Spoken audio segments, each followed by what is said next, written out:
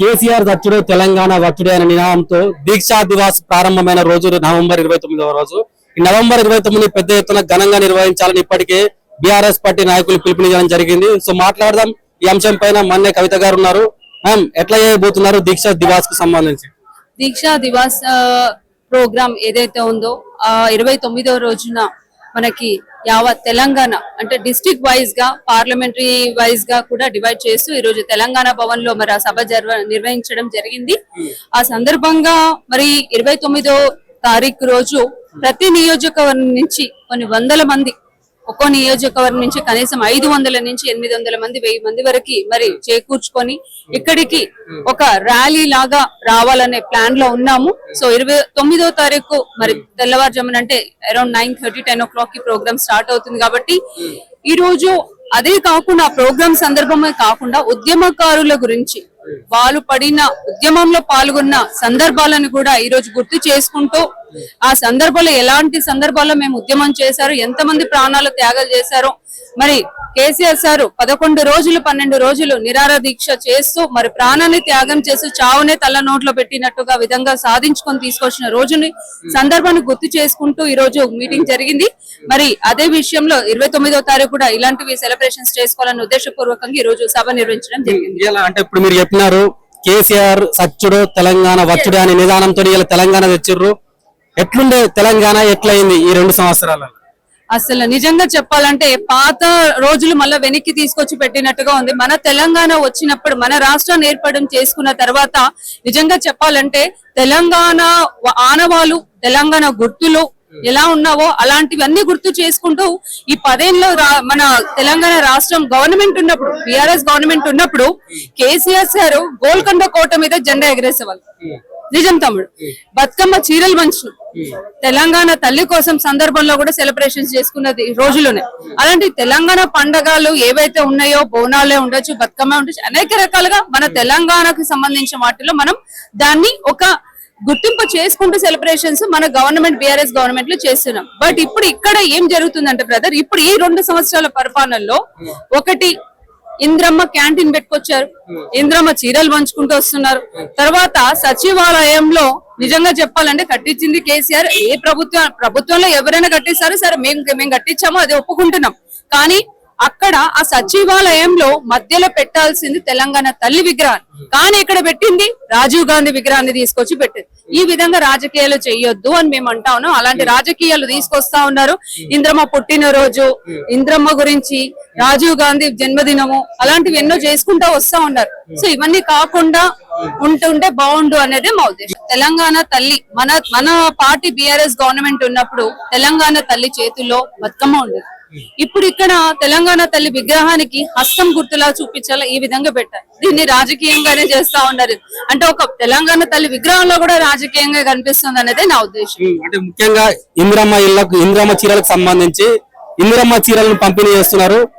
కేవలం ఎవరైతే మహిళా సంఘాలు ఉన్న మహిళలకే చీరలు పంపిణీ చేస్తున్న పరిస్థితి కనిపిస్తుంది. ఏం చెప్తారు ఒక మహిళగా? నేను మీకు ఇంకొక విషయం కూడా చెప్పదలుచుకున్నాను. యాక్చువల్లీ ఇప్పుడు ఇంద్రమ్మ చీరలు అనేది కూడా మరి ఎలక్షన్స్ వస్తున్నాయి కాబట్టి ఎలక్షన్స్ లోనే మరి ఓట్ల కోసం పంచుతున్నారా మరి ఏంటి అనేది కూడా అబ్జర్వ్ చేసే ఉంటారు.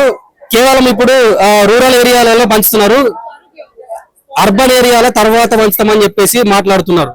అవును బ్రదర్, ఒకటి సూటిగా నేను ఒకటే చెప్తా ఉన్నాను. ఇప్పుడు అక్కడ ఎలక్షన్స్ ఉన్నాయి కాబట్టి అక్కడ చీరలు పంచుతున్నారు, ఇక్కడ ఎలక్షన్స్ ఉంటే ఇక్కడ చీరలు పంచుతారు. కేవలం ఎలక్షన్స్ పర్పస్ తప్ప మరి గత సంవత్సరం మరి రేవంత్ రెడ్డి ఉన్నారు, కాంగ్రెస్ గవర్నమెంటే ఉంది కదా, మరి అప్పుడేమైంది? ఇప్పుడు ఎందుకు పంచుతున్నారు? కేవలం ఎలక్షన్స్ కి ఓట్ల కోసం మాత్రమే ఈ చీరలు పంచుతున్నారు బ్రదర్. ఇంకో విషయం కూడా నేను మీకు చెప్తా ఉన్నాను. ఇప్పుడు మరి ఆ చీరలు పంచుతా ఉన్నారు, ఆ విషయంలో కూడా రాజకీయమే ఉంది. నిజంగా చెప్తున్నాను. ఈ చీరలు ఇస్తే ఓట్లు వేస్తారు, కోటి చీరలు పంచితే కోటీశ్వర్లు అయిపోయారని ఒకటి ట్రోల్ చేస్తా ఉన్నారు. నిజంగా చెప్పాలని చీరలు ఇస్తే కోటీశ్వర్లు అవుతారా? నేను సూటిగా మిమ్మల్ని కూడా ప్రశ్నిస్తాను, కోటీశ్వర్లు అవుతారా? మహిళలకు కావాల్సింది, వృద్ధుల మహిళలకు, ఓల్డ్ ఏజ్ ఉమెన్స్, వాళ్ళకి పెన్షన్లు ఇవ్వండి, మహిళా పెన్షన్లు ఇవ్వండి, వితంతువుల పెన్షన్లు ఇవ్వండి, వాళ్ళకి కావాల్సిన మహిళలకు ఇస్తాను స్కూటీస్ ఇవ్వండి. ఇలాంటివి చెయ్యండి. వాళ్ళు గుర్తించుకొని మీకు ఓట్లు వేస్తారు, వేయకుండా ఎవరు పోరు. కానీ ఇప్పుడు ఎలక్షన్స్ ఉన్నాయని ఆవేదో చీరలు పంచుకుంటే ఓట్లు వేస్తారంటే మరి అది అమాయకత్వమే అనుకుంటా నేను. ఆ చీరలు ఏమిటి, ప్రభుత్వంని, ప్రజల సొమ్ము, ప్రజల సొమ్ము తీసి ప్రజల సొమ్ములే ప్రజలకే పెడుతున్నారు. ఆయన ఇంట్లోకి వెళ్ళి తీసుకొచ్చి పెట్టట్లేదు బ్రదర్.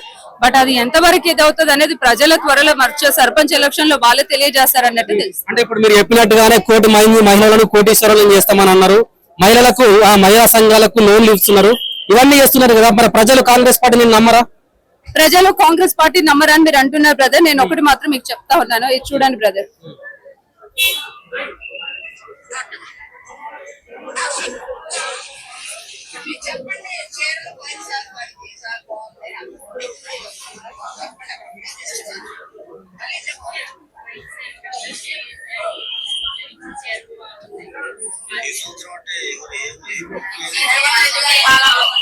కాంగ్రెస్ ప్రభుత్వం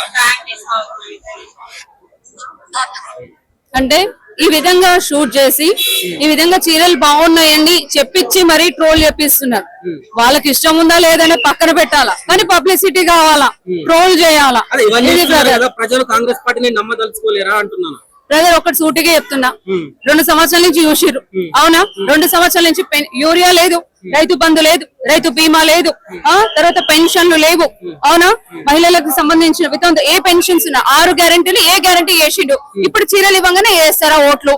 ప్రజలేమో అమాయకులు కాదు తమ్ముడు, ఒకటే చెప్తున్నా. చీర ఇవ్వగానే ఓటు వేస్తారా అనేది ప్రజలంతా అమాయకులు కాదు. ప్రజలు ఎవరిని ఏ పార్టీని గెలిపించుకోవాలి, ఎవరిని గెలిపించుకోవాలి ప్రజలను నిర్ణయించుకున్నారు ఆల్రెడీ. అది ఏదన్నది సర్పంచ్ ఎలక్షన్స్ అయిన తర్వాత మీరే తెలుసుకుంటారు. ఇప్పటికే కాంగ్రెస్ బీఆర్ఎస్ పార్టీకి బుద్ధి చెప్పినారు జూబ్లీ హిల్స్ లో. నెక్స్ట్ స్థానిక సంస్థల ఎన్నికల్లో కూడా బీఆర్ఎస్ పార్టీకి బుద్ధి చెప్తారు. బుద్ధి చెప్పాల్సిన అవసరం ఎవరికి లేదు. నేను ఒకటే చెప్తాను, బుద్ధి చెప్పడానికి ఏం తక్కువ చేసామా, ఏం తక్కువ చేసామా? బుద్ధి చెప్పాల్సిన అవసరం కాదు ఇక్కడ. ఇంకోటి చెప్తున్నా, మీరు అన్న మాటకి నేను ఇంకొక మాట కూడా చెప్తా ఉన్నాను. జూబ్లీస్ ఎలక్షన్ లో ఎంత రిగ్గింగ్ చేసుకుంటూ ఎంత చీటింగ్ చేశారనేది అది మీకే తెలుసు బ్రదర్. పిఎస్ మేనేజ్మెంట్ ఎంత చేశారు? పోలీసు వాళ్ళకి మేము కంప్లైంట్లు ఇస్తే మాలాంటి వాళ్ళని తీసుకుపోయి కూర్చోబెట్టారు కదా. మరి ఎన్ని డబ్బులు తిన్నారు? ఏం చేసిండు గవర్నమెంట్ రేవంత్ రెడ్డి? నేను ఒకటే సూటిగా ప్రశ్నిస్తా ఉన్నాను. ఇది ఒకటి గెలిచిన అంటే గెలుపు వెనక ఎన్ని రాజకీయాల కుట్రలు చేసా కానీ గెలిపొచ్చారు, అది తెలుసుకోండి. కొన్ని వేలలో పోయితే లక్షల్లో పోలేదు. అది వచ్చిన చిన్న పొరపాటు వల్ల బుద్ధి చెప్పిన వాళ్ళేం బుద్ధి చెప్పలేదు. ఇక్కడ చేసిన రాజకీయం, రేవంత్ రెడ్డి చేసిన రాజకీయమే ఈ రోజు ఆ విధంగా జరిగింది. ప్రజలు ఆల్రెడీ బాగానే ఓట్లు వేశారు. ఎక్కడ మా ఓట్ బ్యాంక్ మాకు ఉండింది. చేసిన రాజకీయం వెనకాల ఏం కుట్రలు జరిగినాయి? EVM managements, polling management, booth committee members, PS management, rigging, దొంగ ఓట్ల ఓటర్ లిస్టు తయారు చేపించి దొంగ ఓట్లు తయారు చేపించేసి ఎక్కడ ఎల్బీ నగర్ ఉప్పల్ నుంచి తెప్పించి ఓట్లని ఇంకో ఇంటి మీద ఓట్లు తీసుకొచ్చి ఓట్లు వేయించుకుంటేనేమో అదేం మంచి పద్ధతి, అదేం పద్ధతి అయిన పని కాదు. కానీ ఇవాళ మాకు బుద్ధి చెప్పారు. వాళ్ళు చేసే పనులకి ప్రజలే ఇది అనుకుంటున్నారు, అనవసరంగా మేము ఇదే అయిపోయామన్న ఆలోచనలో ఉన్నారు. ఇప్పుడు మీరు ఇవన్నీ చెప్తున్నారు జూబ్లీ హిల్స్ ఎలక్షన్స్ గురించి. నెక్స్ట్ ఖైరతాబాద్ లో ఉప ఎన్నిక వస్తుంది అనుకుంటున్నారు. మీరు ఖైరతాబాద్ సంబంధించిన వాళ్ళే ఏం చెప్తారు మరి ఖైరతాబాద్ సంగతి? బ్రదర్ ఒకటే చెప్తున్నాను, ఖైరతాబాద్ ఎలక్షన్స్ వస్తాయి, ఎలక్షన్ లో పార్టిసిపేట్ చేస్తాం. దాంట్లో ఇంకా చెప్పాల్సింది ఏముంది? మా పార్టీకి మేమే గెలుస్తామనే చెప్తాం, ఖచ్చితంగా మేమే గెలుస్తాం. అంటే అధికారం వాళ్ళ దగ్గర ఉంది కదా, ఇప్పుడు ఇవన్నీ చెప్తున్నారు కదా. అధికారం ఒకటే బ్రదర్, అధికారం చేతిలో ఉందని విర్రవేయకొద్దు. అధికారం చేతిలో నువ్వు కూడా వాళ్ళకే సపోర్ట్ చేస్తున్నాడు మాట్లాడినట్టుంది తమ్ముడు. మరి నువ్వు అట్లనే మాట్లాడుతున్నావు, నువ్వు చేసే క్రాస్ క్వశ్చన్ అట్లనే ఉంది. నేను చెప్తున్నాను కదా, ఒకటే తమ్ముడు, నువ్వు న్యాయంగా మాట్లాడు. నువ్వు కాంగ్రెస్ చేత, నువ్వు నా బీఆర్ఎస్, నువ్వు సూటిగా ప్రశ్నించు, తీసుకో ఇంటర్వ్యూ. నువ్వు కాంగ్రెస్ సపోర్ట్ చేసుకుంటూ మాట్లాడు. నేను నీకు ముందే చెప్తున్నా. ఒకటి, ఖైరతాబాద్ లో గెలుస్తాం ఖచ్చితంగా. తెలంగాణ భవన్ ఖైరతాబాద్ లో లేదా, సచివాలయం ఖైరతాబాద్ లో లేదా, అంబేద్కర్ స్టాచ్యూ లేదా, పార్టీ ఏం తక్కువ చేసిందనేసి ప్రతి ఒక్కరు ఎప్పుడు ఎలక్షన్స్ వస్తాయా అన్నట్టుగా ఎదురు చూస్తున్నా. ఖచ్చితంగా ఖైరతాబాద్ ఇక్కడ కాన్స్టిట్యున్సీలో గులాబీ జెండా ఎగరేసేది ఇస్తాడు. ఒక్క కాన్స్టిట్యున్సీ గెలిచామని విర్రవేయకొద్దు, ఒక కాన్స్టిట్యున్సీ గెలిచామని ఓవర్ కాన్ఫిడెంట్ పోవద్దు. ఒకటి చెప్తాను, ఎంత తొక్కితే ఎంత అనగదొక్కాలని కూడా అంత లెగిసి కూర్చుంటారు కేసీఆర్ సార్.